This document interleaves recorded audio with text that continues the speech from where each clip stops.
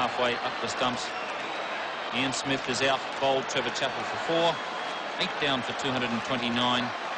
And New Zealand's only hope now is a 6 off the last ball for a tie.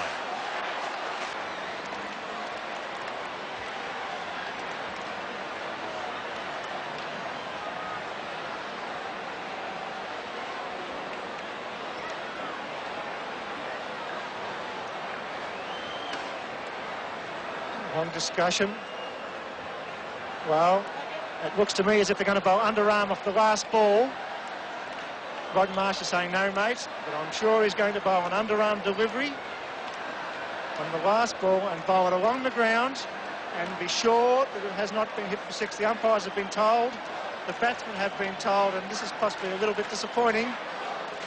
Let's make sure it is an underarm, but I've got the feeling as the ex-Victorian skipper, we're going to bowl an underarm. Have you ever believed it?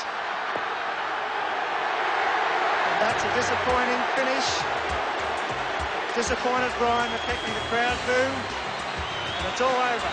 After 50 overs, New Zealand 8 for 229. Well, that's disappointing. Bruce Edgar saying, what's going on? I'm very disappointed, Bruce Edgar. At the moment, Power's coming onto the field. Now, one of the New Zealanders are disappointed, and none of them more disappointed than their skipper, Geoffrey Howarth. There he is now, talking with the two umpires Cronin and Weezer, and I know exactly the reason he's out there. He's played his cricket over in the United Kingdom with Surrey for a number of years, and the Benson and Hedges domestic competition there is a series of rules designed to make the game flow freely and to avoid incidents such as the one that happened here today. Now, there is the relevant rule on page 2, and it says that no bowler shall be permitted to bowl underarm, and that's what Geoffrey Howarth is out there talking to them about. It is not in the Australian Benson and Hedges World Series Cup rules because the administrators didn't put it in. I hope they put it in by tomorrow morning, otherwise there'll be a lot of criticism for what was a disgraceful performance out there today. The other thing is that the reason it all happened, in my opinion, is that the captain got his sums wrong. Now, from over number 42, we were saying in the commentary box that he'd made a nonsense of it and that he was going to be in trouble having Lilly bowl the 50th over, which was the ideal thing to do. You must have your best bowler bowl the 50th over. And Lilly, Marsh and Greg Chappell and Hughes were there counting on their fingers trying to work out who should bowl 46, 7, 8, 9 and 50.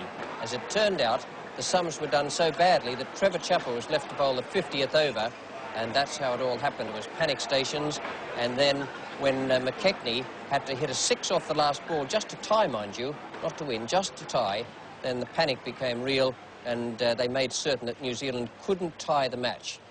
Now, everyone around Australia will have their own ideas on that, and we always get letters and phone calls about different things that happen, so I don't expect anyone to agree with me.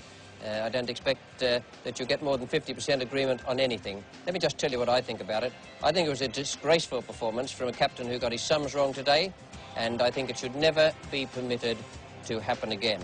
We keep reading and hearing that the players are under a lot of pressure and that they're tired and jaded and perhaps their judgment and their skill is blunted. Well, perhaps they might advance that as an excuse for what happened out there today. Not with me, they don't. I think it was a very poor performance, one of the worst things I have ever seen done on a cricket field. Good night.